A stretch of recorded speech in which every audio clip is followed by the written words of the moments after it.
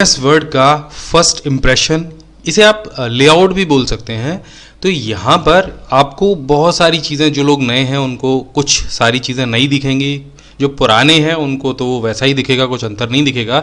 नए लोगों के लिए मैं बता देता हूँ कि यहाँ पर ये जो बीच में आपको वाइट एरिया दिख रहा है, ये असल में पेज होता है।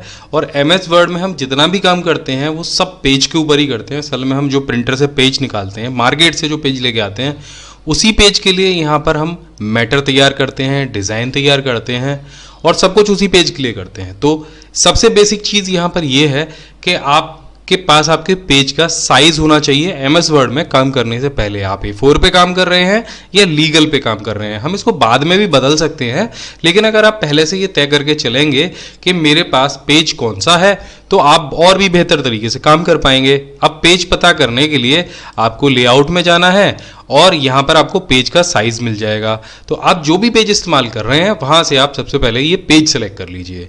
बहुत सारे लोग स्टार्टिंग से आपको बोल्ड, इटैलिक, अंडरलाइन बताएंगे, लेकिन मैं आपको सबसे बेसिक चीज़ यहाँ पे ये बता रहा हूँ कि अगर आपको यही नहीं पता कि आप कौन सा पेज इस्तेमाल करते हैं, तो जो बाकी सारी टाइपिंग आपने करी है, बहुत इधर से उधर से आपने बहुत सारी फॉर्मेटिंग करी, जस्टिफाई भी कर लिया, पेज को पूरा सेट कर लिया, और जब बाद में आपने प्रिंट निकाला तो प्रिंट कट गया या ठीक नहीं आया, वो उसी वजह से होता है कि आप पेज साइज पर गौर ही नहीं करते हैं।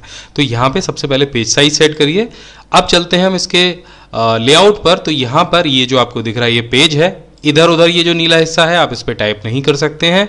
साथ में यहाँ पर ये जो दिया गया है ये इसका स्क्रॉल है, जिससे आप पेज को ऊपर नीचे खिसका सकते हैं, आपने जो भी मैटर टाइप किया हो।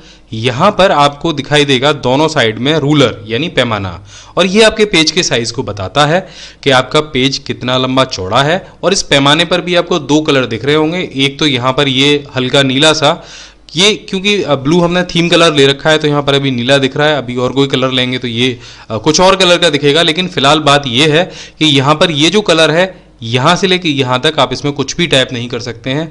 और ये जो पैमाने का वाइट एरिया है ये आपका टाइपिंग एरिया है, यहाँ पर आप काम कर सकते हैं।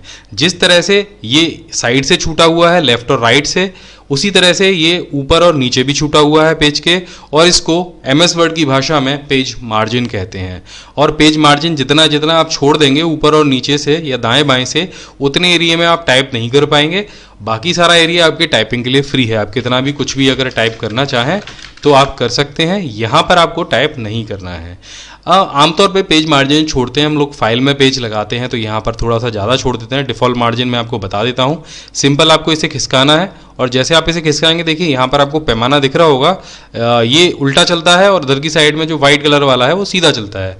तो यहाँ पर हम लगभग जब भी सरकारी काम कुछ करते हैं तो यहाँ पर हम 1.5 के लगभग मार्जिन को छोड़ देते हैं, और यहाँ पर हम 0.5 मार्जिन को छोड़ते हैं। ये दोनों मार्जिन आप माउस से खिसका सकते हैं।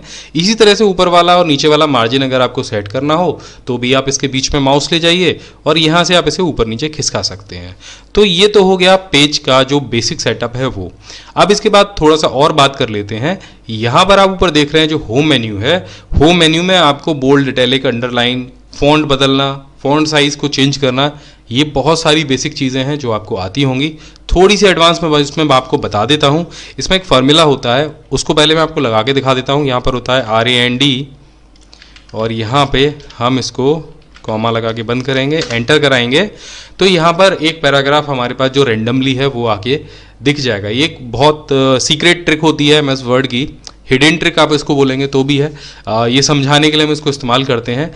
तो असल में रेंड करता क्या है, रेंड करता है यहाँ पर मैं आपको दिखा देता हूँ दोबारा से लगा के, कि यहाँ पर हमें 2 पैराग्राफ चाहिए जिसमें कि 2 सेंटेंस हों या 3 सेंटेंस हों, तो उसकी संख्या हम पीछे लिख देते हैं, ब्रैकेट को बंद करते हैं और एंटर करा देते हैं।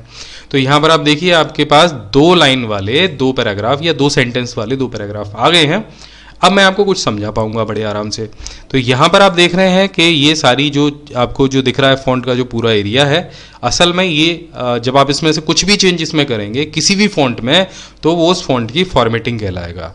यानी हमने यहाँ से इसका अगर साइज चेंज कर दिया, देखिए इस तरह से, तो हमने इसकी फॉर्मेटिंग में बदलाव किया है। अगर हमने इसका फॉन्ट स्टाइल चेंज किया है तो भी हमने इसकी फॉन्ट में बदलाव किया है, और अगर हमने इसका कलर चेंज किया है तो भी हमने इसके फॉन्ट में या फॉर्मेटिंग में बदलाव किया है।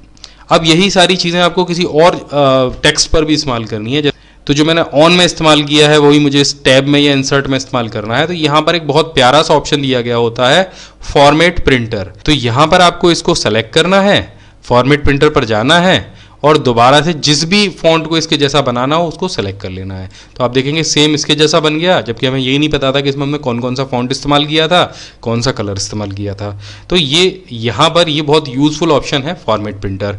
बाकी सारी चीज़ें मोस्टली सभी लोगों को पता होती हैं। यहाँ पर एक ऑप्शन और भी है बहुत प्यारा सा कि अगर आपको ये फॉर्मेटिंग दोबारा से डिफ़ॉल्ट करनी है तो यहाँ पर इस ऑप्शन को आप प्रेस कर दीजिए। तो इससे होगा क्या कि जो आपकी सारी फॉर्मेटिंग होगी वो क्लियर हो जाएगी, यानी आपने जो कुछ भी लगाया होगा वो हट जाएगा। इसके बाद में यहाँ पर बुलेट्स और नंबर्स दिए गए हैं, ये अपने आप में विशेष होते हैं। अगर आपको कोई लिस्ट तैयार करनी है तो आप सिंपल इसको एंटर कीजिए, यहाँ पे इसको ऑन कर लीजिए बस एक बार, और यहाँ पर आपको उसको लिखते जाना है। जैसे अभी मैं हिंदी में लिखता जा रहा हूँ, हिंदी के लिए मैं यहाँ पे यूनिकोड फ़ॉन्ट का इस्तेमाल कर रहा हूँ। आप कुर्तेदेव देवलेस कोई भी कर सकते हैं। तो यहाँ पर मैंने लिखा कंप्यूटर, उसके बाद एंटर किया, उसके बाद लिखा प्रिंटर। तो यहाँ पर आप देखिए जैसे मैं एंटर करता जा रहा हूँ वैसे वैसे ये एक लिस्ट को तैयार करता जाता है। अब यहाँ पे हमने बुलेट लिस्ट तैयार करी है, आप चाहें तो नंबर भी ले सकते हैं। तो बस इसको सेलेक्ट करना है और यहाँ से ये आपको नंबरिंग लिस्ट मिल जाएगी, इस पर क्लिक कर दीजिए। तो यहाँ पर आप क्या देखेंगे, जो बुलेट लिस्ट थी उसके आगे के नंबर आ गए। अब अगर आपको इसकी भी एक सब लिस्ट बनानी है जैसे प्रिंटर की, तो बस आप प्रिंटर के नीचे एक एंटर करिए और अपने कीबोर्ड के टैब बटन को प्रेस कर दीजिए। तो आप देखेंगे एक प्रिंटर की भी सब लिस्ट आ जाएगी जिसमें मुझे लिखना है कलर प्रिंटर और लेज़र प्रिंटर। तो इस तरह से सिंपल टैब दबाकर आप किसी के भी नीचे सब लिस्ट बना सकते हैं, और सब लिस्ट से अगर बाहर निकलना हो तो आपको डबल एंटर करना है, आप बाहर आ जाएंगे। तो जैसा कि हम यहाँ पर देख रहे हैं हमारे पास एमएस वर्ड का एक ब्लैंक पेज है, और अगर हमें यहाँ पर टेबल बनानी है तो हमें जाना होगा इंसर्ट पर। मैं इस वीडियो में आपको बेसिक से लेकर एडवांस तक की काफ़ी सारी टिप्स और ट्रिक्स बताने वाला हूं, तो इस वीडियो को पूरा ज़रूर देखिएगा। तो यहाँ पर हम इंसर्ट पर जाएंगे और यहाँ पर आपको टेबल का ऑप्शन दिखाई देगा। ये आप माउस से टेबल बना सकते हैं बड़े आराम से। तो आप इस ऑप्शन पर क्लिक कीजिएगा, यहाँ पर आपको काफ़ी सारे ब्रैकेट्स दिखाई देंगे। तो जितने बॉक्सेस आप ऊपर सेलेक्ट करेंगे वो आपके कॉलम बन जाएंगे, और जितने बॉक्सेस आप नीचे की तरफ सेलेक्ट करते जाएंगे वो आपकी रॉज बन जाएंगी। तो एक दूसरा तरीका भी मैं आपको बता देता हूँ टेबल बनाने का, जिसमें आपको कहीं भी नहीं जाना है। तो इसके लिए आप अपने कीबोर्ड के न्यूमेरिकल कीपैड में जाइए, वहाँ आपको प्लस और माइनस के बटन दिखाई देंगे। प्लस बटन का मतलब है आपके बीच का ये जो यहाँ पर आप देख रहे हैं ब्रेक है, यानी आपका एक कॉलम है, और माइनस का मतलब है आप कितना चौड़ा एक कॉलम बनाना चाहते हैं। तो हमने यहाँ पर एक प्लस और एक माइनस बनाया, तो उसका मतलब यहाँ पर होगा एक ये जो बॉक्स है, एक ये जो कॉलम है वो बन के तैयार हो जाएगा। इसी तरीके से हमें यहाँ पर जितने भी कॉलम बनाने हैं हम उतने माइनस के निशान और उतने प्लस के निशान यहाँ पर जोड़ लेंगे, कुछ इस तरीके से ये देखिए, और बस अपने कीबोर्ड से इसे एंटर करेंगे तो आप देखेंगे यहाँ पर एक टेबल बन के तैयार हो जाएगी। अब टेबल में हम और क्या क्या कर सकते हैं वो भी हम जान लेते हैं, और कौन कौन सी यहाँ पर शॉर्टकट की होती हैं। तो आप जान लेते हैं कि टेबल में काम कैसे किया जाता है। काम करने का बहुत सिंपल है, आप यहाँ पर कुछ टाइप कीजिए, फिर टैब दबाइए, कुछ टाइप कीजिए, ऐसे आप टाइप भी कर पाएंगे और आगे भी बढ़ पाएंगे। लेकिन अगर आप इस टेबल में पीछे जाना चाहते हैं, यानी कि जो दूसरा कॉलम है उसमें कुछ चेंजेस करना चाहते हैं, तो आप शिफ्ट की को प्रेस कीजिए और टैब दबाइए। तो इससे क्या होगा, आप टेबल में पीछे जा पाएंगे और काम कर पाएंगे। मानिए हमने यहाँ पर 25 की जगह 26 करना है, आप फिर टैब से आगे जा सकते हैं और काम कर सकते हैं। लेकिन अगर आपको पीछे जाना होगा तो सिंपल आपको दबाना है शिफ्ट के साथ में टैब की को। तो ये तो हो गया एक फीचर। तो अब हम यहाँ पर कुछ नंबर डाल लेते हैं ताकि आपको पता चले कि हम क्या करने वाले हैं, और यहाँ पर कुछ डेटा फीड कर लेते हैं। अब यहाँ पर हमने कुछ डेटा फीड कर लिया। मान लीजिए आपको 2 और 3 के बीच में एक आपको रॉ और यहाँ पर एंटर करनी है, तो उसके लिए आप क्या करेंगे, तो उसके लिए यहाँ पर एक बहुत सिंपल शॉर्टकट है। आप जाएंगे दूसरे सेल के सबसे लास्ट में यानी बाहर की तरफ और एंटर बटन को प्रेस करेंगे। तो इससे होगा क्या कि कॉलम 2 और 3 के बीच में एक रॉ एंटर हो जाएगी, यानी ये रॉ उस कॉलम के बाद में एंटर हुई है जिसके पीछे आप कर्सर लेकर गए थे और वहाँ पर आपने एंटर का बटन प्रेस किया था। अगर 3 के बाद एक आप रॉ एंटर करना चाहते हैं तो टेबल के बाहर जाकर आप कर्सर को रखिए और सिर्फ एंटर प्रेस कीजिए। तो इससे होगा क्या कि आपकी रॉ के बाद में एक नई रो यहाँ पर एंटर हो जाएगी।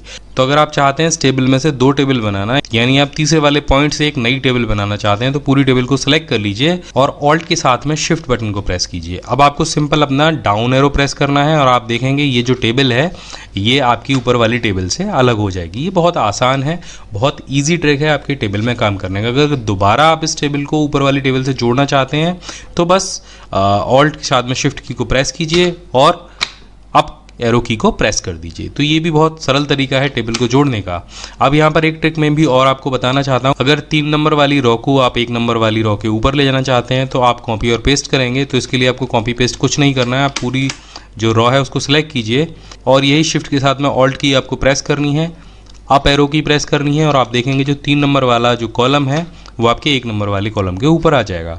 अब बता देता हूँ आपको टेबल में मर्ज करने का तरीका। अगर आपको 2 या 2 से ज़्यादा सेल का एक सेल बनाना है यानी उनको मर्ज करना है तो आपको सिंपल उन सभी सेल्स को सेलेक्ट करना होगा और ऑल्ट के साथ में ए और उसके बाद एम को प्रेस करना होगा। तो आप देखेंगे यहाँ पर वो सेल मर्ज हो जाएंगे। कहीं भी आप कोई भी सेल मर्ज करना हो आपको, आप देखिए यहाँ पर जैसे ये 2 सेल मर्ज करने हैं तो पहले ऑल्ट दबाइए, फिर ए दबाइए, फिर एम दबाइए, तो ये जो सेल हैं वो मर्ज हो जाएंगे। ये बहुत अच्छी शॉर्टकट की है, आप इसका इस्तेमाल कर सकते हैं अपने सेल्स को मर्ज करने के लिए।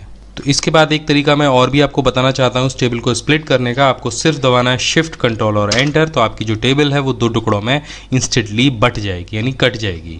अब यहाँ पर अगर आपको लगता है कि आपने इसे गलत काट दिया, दूसरा वाला जो रॉ था यानी ये वाला जो रॉ था वो ऊपर वाली टेबल में शामिल होना चाहिए था, तो आप सिंपल इस रॉ में माउस का कर्सर ले जाइए, शिफ्ट के साथ ऑल्ट की को प्रेस कीजिए और कीबोर्ड पर जो अप एरो की होती है उसको प्रेस कीजिए। आप देखेंगे जो एक रॉ है वो नीचे वाली टेबल से उठकर ऊपर वाली रॉ में ज्वाइन हो जाएगी। तो किसी भी रॉ और कॉलम को डिलीट करना यहाँ पे बहुत आसान है। किसी भी रॉ और कॉलम को डिलीट करने के लिए आपको सिंपल उसको सेलेक्ट करना है।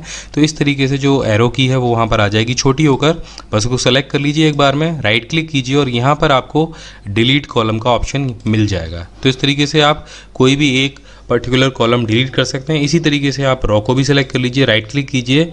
अब यहाँ पर आपको डिलीट सेल का ऑप्शन मिलेगा, इस पर क्लिक करते ही यहाँ पर आपको आएगा डिलीट सेल का ऑप्शन और डिलीट एंटायर रॉ का ऑप्शन आपको यहाँ पर मिलेगा। इसे ओके कर देंगे तो ये जो रॉ है ये आपकी डिलीट हो जाएगी।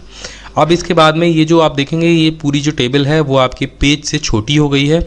इस टेबल को कैसे आप पेज पर फिट करेंगे उसके लिए यहाँ पर आपको एक आइकन दिखाई देगा, इस आइकन पर क्लिक कीजिए। ये असल में मूव आइकन है, इसकी सहायता से आप टेबल को कहीं भी मूव करा सकते हैं। मानिए मुझे टेबल यहाँ पे रखनी है या इसके बाद मुझे नीचे ले जानी है, लेकिन इसी आइकन पे क्लिक करके यहाँ पर आपको ऑटो फिट का ऑप्शन दिखाई देगा। यहाँ आपको 3 ऑप्शन दिखाई देंगे, auto fit to content, auto fit to window और फिक्स कॉलम विड्थ। तो इस समय आप फिक्स कॉलम विड्थ का इस्तेमाल कर रहे हैं, लेकिन जब आप ऑटो फिट टू विंडो का इस्तेमाल करेंगे तो जो आपकी टेबल है वो आपकी पूरी विंडो के हिसाब से यानी आपके पेज के हिसाब से फिट हो जाएगी। और जो दूसरा ऑप्शन है ऑटो फिट टू कंटेंट, तो ये क्या करेगा, ये आपके जो टेबल में जो भी टेक्स्ट लिखा होगा उसके हिसाब से कॉलम को सेट कर देगी। तो इसको करके देख लेते हैं। ये कुछ इस तरीके से आएगा, यानी आपने यहाँ पर 3 नंबर लिखे हैं तो 3 नंबर्स के हिसाब से सेट हो जाएगा। कहीं अगर 5 नंबर हैं तो 5 नंबर के हिसाब से ये टेबल की विड्थ है वो सेट हो जाएगी। लेकिन अगर आप ऑटो फिट टू विंडो करते हैं तो सभी कॉलम आपके जो पेज है उसके हिसाब से यहाँ पर सेट हो जाएंगे। अब यहाँ पर सबसे काम की चीज़ मैं आपको बताने वाला हूँ वो है टेक्स्ट डायरेक्शन।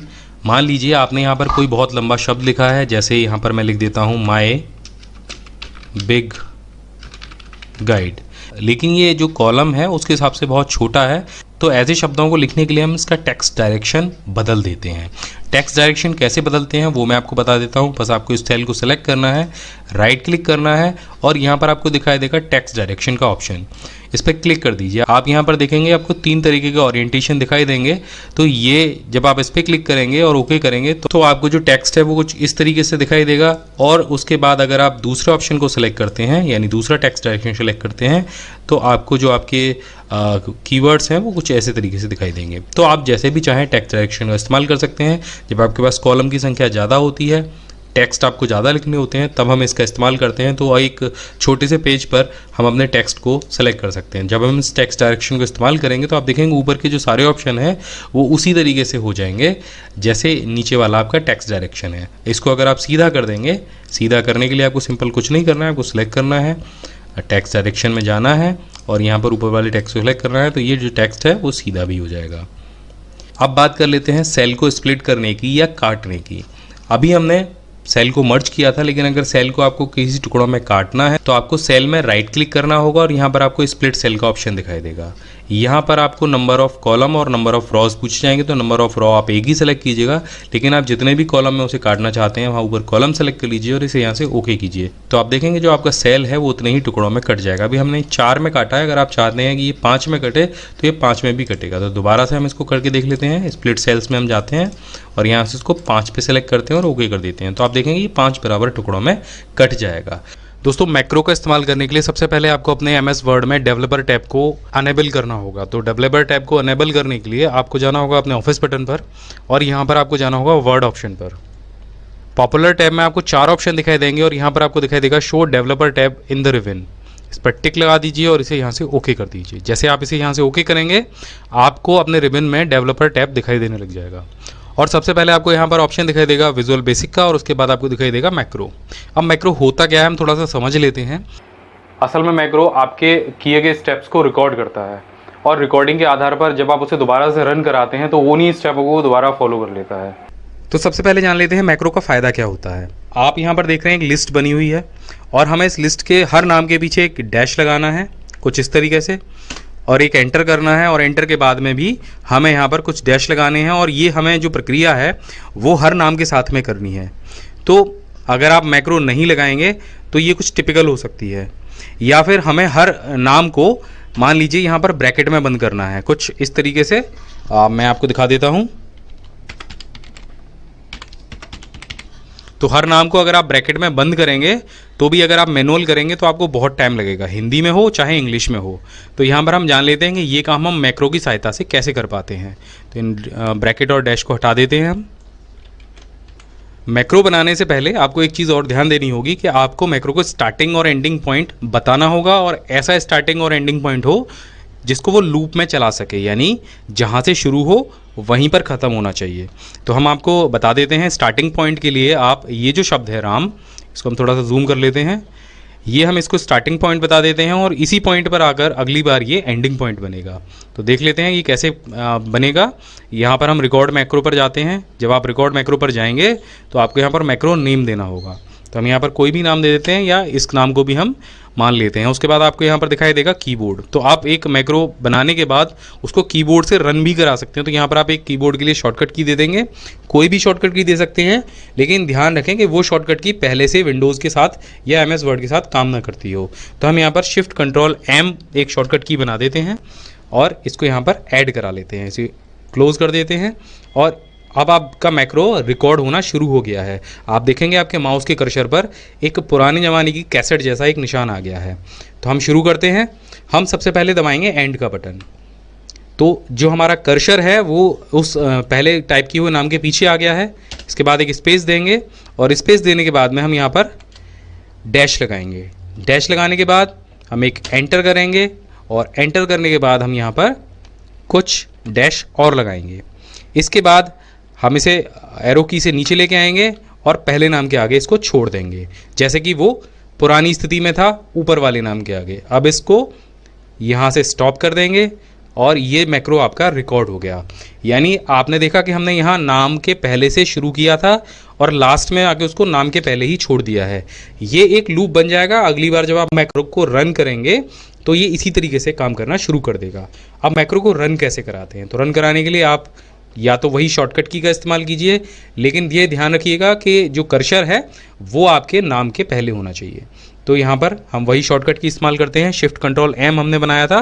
तो आप देखेंगे, ये देखिए जल्दी जल्दी सभी नामों के आगे मैक्रो रन करने लग गया है, क्योंकि हमने उसको इसी तरीके की एक शॉर्टकट की दी थी और जहाँ से शुरू किया था वहीं पर हमने इसको ख़त्म किया था।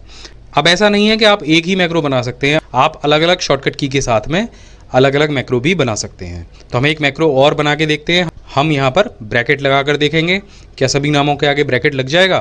तो ठीक है, एक मैक्रो और रिकॉर्ड कर लेते हैं। यहाँ पर आप देखेंगे मैक्रो 3 अपने आप आ गया है। मैक्रो 2 आपका पहले रिकॉर्ड किया हुआ है। अब मैक्रो 3 को हम एक शॉर्टकट की और दे देते हैं, शिफ्ट कंट्रोल एन। यहाँ पर इसको साइन कर देते हैं, इसको क्लोज कर देते हैं। अब आप देखिए हम शुरू करते हैं। जो हमारा कर्सर है वो नाम के पहले है, तो हम यहाँ पर लगाएंगे ब्रैकेट। इसके बाद एंड की प्रेस करेंगे और उसके बाद ब्रैकेट को क्लोज करेंगे। एरो की से कर्सर को नीचे लेके आएंगे, नाम के पहले ले जाएंगे। ये हो गया सिंपल मैक्रो, हमने रिकॉर्ड कर लिया। इसको यहीं पर छोड़ देंगे और मैक्रो को स्टॉप करेंगे। आप देखिए मैक्रो रिकॉर्ड हो चुका है। जहाँ से हमने शुरू किया था वो आपको ध्यान रखना है कि हमने नाम के पहले शुरू किया था और हमने नाम के पहले पे ही इसको एंड किया है। अगर आप ऐसा नहीं करेंगे तो ये गड़बड़ा जाएगा, ये सिस्टम समझ नहीं पाएगा कि हमें लूप कहाँ बनाना है। अब इसके बाद आपको सिंपल रन कराना है शिफ्ट कंट्रोल एन के साथ में। आप देखिए सभी नामों के आगे जो ब्रैकेट है वो 1 सेकंड से भी कम समय में लग गया। अगर आप मैनुअली इस काम को करते तो आपको काफ़ी समय लग जाता। तो हमें सबसे ज़्यादा ज़रूरत होती है MS वर्ड की किसी भी फाइल को PDF में कन्वर्ट करने की। MS वर्ड की फाइल को आप ओपन कर लीजिए, ऑफिस बटन पर जाइए, सेव एज के ऑप्शन पर जाइए, तो यहाँ पर आपको PDF और XPS का ऑप्शन दिखाई देगा। अगर ये एड इन आपके MS वर्ड में अनेबल नहीं है तो वीडियो के नीचे डिस्क्रिप्शन में इसका लिंक दिया गया है, आप माइक्रोसॉफ्ट की साइट से इसे डाउनलोड कर सकते हैं। एक छोटा सा प्लगइन है और इसकी सहायता से आप किसी भी MS वर्ड और एक्सेल की फाइल को बड़े आराम से PDF में कन्वर्ट कर सकते हैं। बस आपको यहाँ पर क्लिक करना है और ये जो विंडो है ये बिल्कुल उसी तरीके से खुलेगी जैसे किसी भी फाइल को आप MS वर्ड में सेव करते हैं। यहाँ पर ऑप्शंस दिए गए हैं जिसमें कि आप अगर ऑल पे क्लिक करते हैं तो जो आपके सभी पेज हैं वो PDF में कन्वर्ट हो जाएंगे, या फिर अगर आप करंट पेज को जो आपने सेलेक्ट कर रखा है जिस पर आपका माउस का कर्सर है उसे PDF में कन्वर्ट करना चाहते हैं तो आप इसको सेलेक्ट कर सकते हैं, या इसके अलावा आप कोई पेज रेंज भी यहाँ से दे सकते हैं। बस इतना करना है, यहाँ से ओके करना है और इसे पब्लिश कर देना है, तो आपकी फ़ाइल PDF में कन्वर्ट हो जाएगी। अगर आप MS वर्ड से प्रिंट देना चाहते हैं, आपने कोई डॉक्यूमेंट तैयार किया है, तो ये वीडियो आप लास्ट तक देखिए। इसमें आपको काफ़ी सारी चीज़ें ऐसी सीखने को मिलेंगी जो आपके लिए बहुत काम की हो सकती हैं। सबसे पहले हम जानते हैं कि पेज सेटअप होता क्या है और हम इसे क्यों करते हैं। अब मैं आपको एक बात बता दूं, जब आप MS वर्ड में कोई पेज तैयार करते हैं या कोई फाइल बनाते हैं तो उसमें आप सबसे पहले ये ब्लैंक पेज लेते हैं और वही पेज आप प्रिंट आउट करते समय अपने प्रिंटर में लगाते हैं। तो ये बात ध्यान रखना बहुत ज़रूरी है कि यहाँ पर जो आप पेज सेलेक्ट कर रहे हैं, जो साइज़ सेलेक्ट कर रहे हैं, वही साइज़ का पेज आप अपने प्रिंटर में लगाएं, ताकि जो यहाँ पर दिखाई दे रहा है MS वर्ड में वही आपके पेज पर प्रिंट हो। अक्सर होता ये है कि हम बाज़ार से A4 साइज़ का पेज खरीद के लाते हैं, A4 साइज़ की रिम खरीद के लाते हैं, और MS वर्ड में भी जब हम यहाँ पेज लेआउट पर जाते हैं और यहाँ से साइज़ सेलेक्ट करते हैं A4, तो उसमें फिर भी कुछ गड़बड़ी रह जाती है। उसकी वजह ये होती है कि बाज़ार में मिलने वाले A4 साइज़ और MS वर्ड में जो ये A4 साइज़ दिया गया है, दोनों में बहुत मामूली सा अंतर है। ये जो साइज़ है ये US A4 साइज़ है, लेकिन जो इंडियन A4 साइज़ होता है वो इससे थोड़ा सा छोटा होता है। तो अगर आप एग्जैक्टली उस पर प्रिंट करना चाहेंगे तो कभी कभी गड़बड़ हो जाती है, ख़ास तौर पे जब आप इस पेज पे बॉर्डर लगाते हैं तो वो अक्सर करके कट जाता है। तो इसके लिए बड़ा छोटा सा सॉल्यूशन है कि आप अपने जो आपका पेपर है आप उसे नाप लीजिए और यहाँ पर आप मोर पेपर साइज़ पे चले जाइए और यहाँ पर आप कस्टम इसको साइज़ दे दीजिए। आप पैमाने से उसको नापेंगे और अब देखिए यहाँ से हम इसको 29 की जगह 28 कर लेते हैं और इसे ओके कर देते हैं। तो ये जो हमारा पेज है ये 28 सेंटीमीटर का हो चुका है। जो भी आपका पेपर बाज़ार में मिलने वाला होगा उसके साइज़ का इसको कर लीजिए। ये सबसे पहली चीज़ है पेज सेटअप के दौरान MS वर्ड में, और आपके पास जो पेज है उसको एक जैसा कर लीजिए। अब इसके बाद में आपको यहाँ पर मिलता है ऑप्शन प्रिंट प्रीव्यू का। जो आपने पेज टाइप किया है आप सबसे पहले उसका प्रीव्यू देखिए, क्या वो पूरे पेज पर आ रहा है या नहीं। अगर वो पूरे पेज पे आ रहा है या अगले पेज पे जा रहा है तो उसे छोटा बड़ा कर लीजिए। यहाँ प्रीव्यू में आप उसको चेक कर सकते हैं। दूसरे नंबर पे आता है उसका मार्जिन सेट करना। मार्जिन क्या होता है, ये जो आपको साइड में सफ़ेद जगह जो दिखाई दे रही है उसे हम मार्जिन कहते हैं। यानी ये वो जगह है जिसको प्रिंटर और आपका MS वर्ड दोनों जो है टाइपिंग एरिया से छोड़ देते हैं। यानी कि इस जगह पर ना तो प्रिंट होगा ना आप टाइप कर पाएंगे। इसको आप अपने हिसाब से घटा या बढ़ा सकते हैं। मार्जिन आप दो तरीके से सेट कर सकते हैं। एक मैनुअल आप मार्जिन सेट कर सकते हैं, यहाँ से आप माउस की कर्सर ले जाएंगे रूलर बार पे और राइट मार्जिन को जैसे ही आप खींचेंगे यहाँ पर दोनों साइड एरो आ जाएगा, आप देख रहे हैं। तो यहाँ पे आप मैनुअली मार्जिन सेट कर सकते हैं दोनों साइड से। ये देखिए, ये उधर से हमने राइट किया और उधर से हमने लेफ़्ट मार्जिन सेट किया। इसके बाद में आप टॉप मार्जिन को भी इसी तरीके से मैनुअली सेट कर सकते हैं और बॉटम मार्जिन को भी इसी तरीके से सेट कर सकते हैं। एक पेज पर मार्जिन सेट करने से आपके फाइल में जितने भी 50 या 100 पेज होंगे उन सभी पर एक साथ ये मार्जिन सेट हो जाएगा। तो आपको अलग अलग पेजेस पे ये मार्जिन सेट करने की ज़रूरत नहीं है। इसको ऑटोमेटिक सेट करने के लिए यहाँ पर कई सारे ऑप्शन दिए गए हैं, टॉप लेफ़्ट बॉटम राइट के। यहाँ पर नॉर्मल है, तो आप किसी भी जो भी आपको अच्छा लगे आप उसको यहाँ से सेलेक्ट कर सकते हैं। वैसे मैनुअली आप करेंगे तो वो आपके लिए ज़्यादा बेटर रहेगा। इसके बाद में आता है ओरिएंटेशन। यहाँ पर ये दो ऑप्शन दिए गए हैं, एक पोर्ट्रेट दिया गया है, एक लैंडस्केप दिया गया है। पोर्ट्रेट ये जो पेज सीधा खड़ा होता है उसे कहते हैं, और लैंडस्केप इस तरीके से जो आड़ा पेज होता है उसको कहते हैं। अब आपको प्रिंटर में आड़ा पेज लगाने की ज़रूरत नहीं है, आप प्रिंटर में जो है सीधा ही पेज लगाएं उस पे जब आप वो पेज एंटर करेंगे तो उस पे इस हिसाब से प्रिंट आउट होगा, आप उसको बाद में निकाल के सीधा कर सकते हैं, क्योंकि प्रिंटर में आड़ा पेज लग ही नहीं सकता। तो आप ये ना सोचें कि मुझे प्रिंटर में भी आड़ा ही पेज लगाना पड़ेगा या उसमें इस तरीके का पेज नहीं आएगा। तो आप प्रिंटर में जैसे आपके पेज लगे हों उसी तरीके से लगाइए, ये आपके राइट साइड पे इस तरीके से टेढ़ा करके इसको प्रिंट कर देगा। तो आगे हम आपको लिफाफे पे प्रिंट करना भी बताएंगे, उसमें हम इन चीज़ों के बारे में आपको और बारीकी से बताएंगे। इसके बाद आता है साइज़। तो साइज़ के बारे में मैंने आपको बता ही दिया, आपके पास जैसा भी पेपर अवेलेबल हो, A4 हो, लेटर साइज़ हो, लीगल साइज़ हो, A5 साइज़ हो, A6 साइज़ हो, आप उस जिस साइज़ का पेपर अपने प्रिंटर में लगा रहे हैं उसी साइज़ का जो पेपर है वो आप यहाँ पर सेलेक्ट कीजिए। इसके बाद इसको क्लोज़ कर दीजिए और ऑप्शन आता है इसके बाद प्रिंट का। आप ऑफिस बटन पे क्लिक करेंगे और प्रिंट के ऑप्शन में जाएंगे। जब आप प्रिंट करेंगे तो आपको सबसे पहले ऊपर यहाँ दिखाई देगा प्रिंटर का नाम। अब आपके पास 4 या 5 प्रिंटर हैं, हमारे यहाँ पर यहाँ नेटवर्क प्रिंटर भी जुड़े हुए हैं कुछ, और ये जो प्रिंटर है वो हमारे सिस्टम से लगा हुआ है, जो डायरेक्ट लगा हुआ है वो कोनिका मंटेला ये प्रिंटर है। अब इस प्रिंटर को सिलेक्ट कर लीजिए जो आपके सिस्टम से जुड़ा हुआ हो या आपके नेटवर्क पे जिस पे भी आप प्रिंट देना चाहें। उसके बाद में ऑप्शन आता है यहाँ पर पेज रेंज का। तो आपकी फाइल में अगर आपने 100 पेज बना रखे हैं और आप सभी का प्रिंट एक साथ में देना चाहते हैं तो आप ऑल को सिलेक्ट कर सकते हैं। लेकिन अगर आप किसी खास पेज को प्रिंट करना चाहते हैं, जैसे मैं इस पेज को केवल ये जो मुझे सामने दिखाई दे रहा है इसको मैं प्रिंट करना चाहता हूं, तो यहाँ पर सिर्फ मुझे करंट पेज को सिलेक्ट करना पड़ेगा। इसके बाद में एक ऑप्शन आता है सिलेक्शन का। ये अभी आपको डिस्प्ले नहीं हो रहा है, वो सिलेक्शन डिस्प्ले तब होगा जब आप चाहते हैं कि आप सिर्फ इस पैराग्राफ का प्रिंट निकालें। तो आप इस पैराग्राफ को सिलेक्ट कर लें या लाइन को सिलेक्ट कर लें, हम इस पैराग्राफ को सिलेक्ट कर लेते हैं। और जब आप इस पैराग्राफ को सिलेक्ट करके प्रिंट करेंगे तो यहाँ पर ये सिलेक्शन का ऑप्शन आपको दिखाई देने लग जाएगा। तो आप जब इस सिलेक्शन पर टिक लगाएंगे तब प्रिंट आउट में केवल ये पैराग्राफ ही प्रिंट निकलेगा और कोई चीज़ आपकी प्रिंट आउट नहीं निकलेगी। इसके बाद ऑप्शन आता है यहाँ पर पेज का। पेज के ऑप्शन में आप एक रेंज दे सकते हैं, जैसे आपको पेज नंबर 1, 3, 5, 7 इस तरीके से निकालने हैं तो आप यहाँ पर इसको कॉमा लगा के लिख देंगे। यहाँ पर लिखेंगे 1, 3, 5, 7, 9। तो इस तरीके से आप अलग अलग पेजों को छांट के यहाँ पे प्रिंट दे सकते हैं। या फिर आप कोई बीच से कोई सेट लेना है आपको, या 10 से लेकर आपको 15 तक के पेजों का प्रिंट निकालना है तो उसके लिए आप डैश का इस्तेमाल करेंगे। यहाँ सिंपल आप 10-15 लिखेंगे तो पेज नंबर 10 से लेके पेज नंबर 15 तक यहाँ पर प्रिंट आउट हो जाएगा। तो ये तरीका है पेज रेंज को सेलेक्ट करने का। इसके बाद नंबर आता है यहाँ पर कॉपीज़ का। जो आप पेज रेंज दे रहे हैं उसकी आपको कितनी कॉपियाँ निकालनी हैं वो यहाँ से आप भर सकते हैं। अब ये कॉपी आपको सेट में निकालनी है, यानी कि आप चाहते हैं कि पहले ये जो 10 से लेके 15 की कॉपियाँ हैं तो पहले 10 से 15 का एक सेट निकले, फिर 10 से 15 का एक सेट निकले। या फिर आप पहले निकालना चाहते हैं 10 नंबर पेज की 2-2 कॉपी, तो इस पे से टिक हटा दीजिए। उसके बाद निकलेंगी दूसरे 11 नंबर पेज की 2-2 कॉपी, 12 नंबर वाले पेज की 2-2 कॉपी। तो यहाँ पर आपको टिक हटा देनी है। अगर आप टिक लगा देंगे तो यहाँ पे सेट बन के अपने आप निकलने लग जाएगा। अब इसके बाद यहाँ पर एक ऑप्शन और भी दे रखा है प्रिंटर प्रॉपर्टीज़ का। आप इसको भी देख लीजिए एक बार। यहाँ पे हर प्रिंटर की आपकी अलग अलग प्रॉपर्टी होगी। आपके कंप्यूटर में शायद आपकी प्रिंटर की कुछ अलग प्रॉपर्टीज़ होंगी, यहाँ पर इसकी कुछ अलग दे रखी हैं। यहाँ पर आप डिफ़ॉल्ट पेज भी सेट कर सकते हो। ये बेसिक कमांड है। यहाँ पर आप सीधे जब प्रिंट करेंगे तो वो आपका प्रिंटर उसी प्रॉपर्टी के हिसाब से प्रिंट करना शुरू करेगा। तो यहाँ पर भी आपको वही A4 साइज़ का पेपर लेना है। प्रिंटर को बताना है कि हम जो पेपर लगा रहे हैं वो A4 साइज़ का है। उसके बाद कॉपीज़ की संख्या भरनी है आपको, कितनी डिफ़ॉल्ट कॉपी निकाले वो एक बार में जब आप प्रिंट दें। यहाँ पर आपको प्लेन पेपर बताना है, उसको आप फ़ोटो पेपर लगा रहे हैं, प्लेन पेपर लगा रहे हैं, थिन लगा रहे हैं, किस तरीके का पेपर लगा रहे हैं।